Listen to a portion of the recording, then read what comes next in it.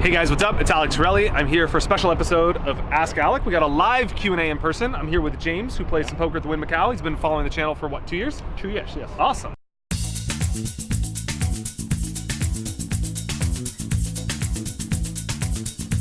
Ask Alec. So, where are you from? What games do you play? Yeah. And what is your question today?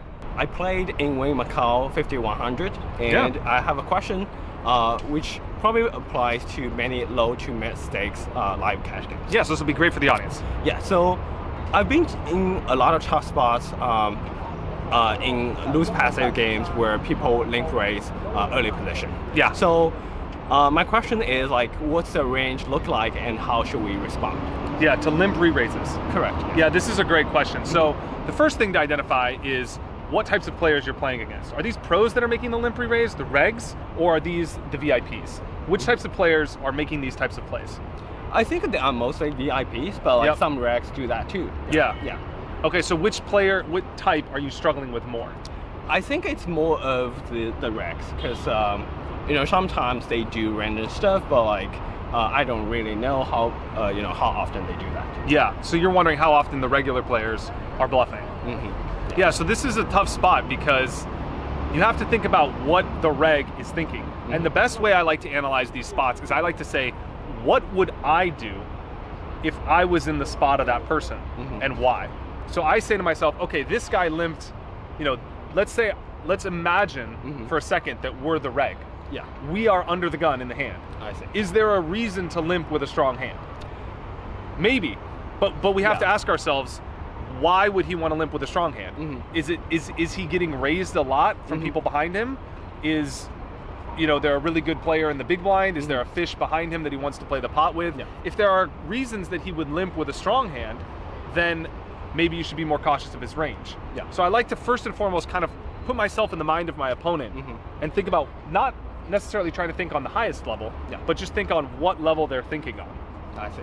And that's kind of like the first step to kind of identifying where they're at. Because ultimately, it's hard to sit here and say, well, like, a reg is always going to raise with a strong hand, they're never going to have a strong hand. Yeah. It's really about each individual player. Yeah. So what have you been noticing in the games? Are people, do regs show up with bluffs there, or you don't really see their hands and that's why you're wondering? I think that most of the time they show up with aces or ace king. That would or be like my intuition kings. as well. Yeah, but like sometimes I see people do random stuff, like it's pretty hard. But I guess like the context I'm missing here is the table dynamic, as you mentioned. Right. So I think a lot of times maybe they feel like the players after them are aggressive enough that they're going to raise themselves anyway. Right. Yeah. So that's a great headspace you just put yourself in. Like, you're starting to think, like, what is the reg thinking? Yeah. The reg is thinking, I'm going to limp, it's going to go raise, call, and then I'm going to re-raise. Yeah. So that's a good reason why he would want to limp with a strong hand, which means I would think his range would be stronger.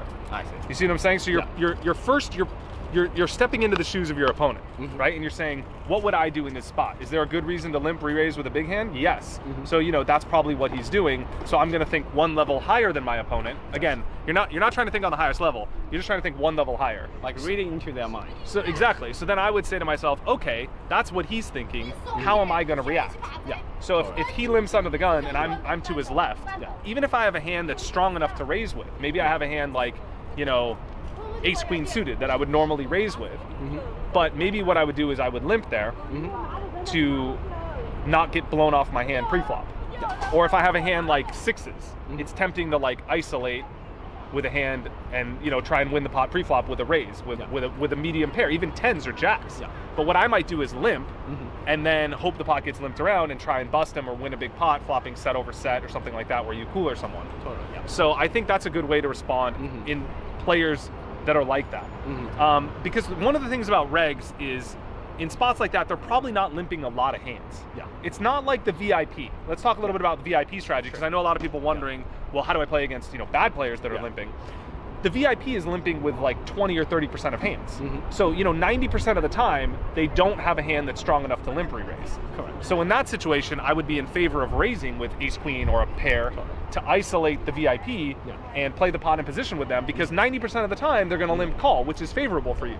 Correct. So you're playing to what's happening the majority of the time. Yeah. You're not worrying about that 10% of the time that they limp re-raise. If you have a hand to call a limp re-raise with, you call. Like if you have pocket 8s and they limp re-raise you, you know they have aces. Yeah, right. You call. Yeah. If you flop a set, you bust them. If not, you fold.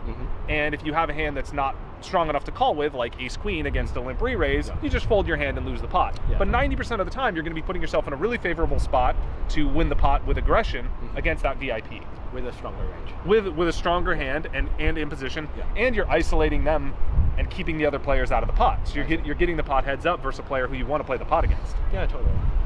Cool. So any other questions about this? No, I think this answers my question, and I feel like we should definitely, like in live poker, there are so many information out there. And Yeah. we should pick up on. Yeah.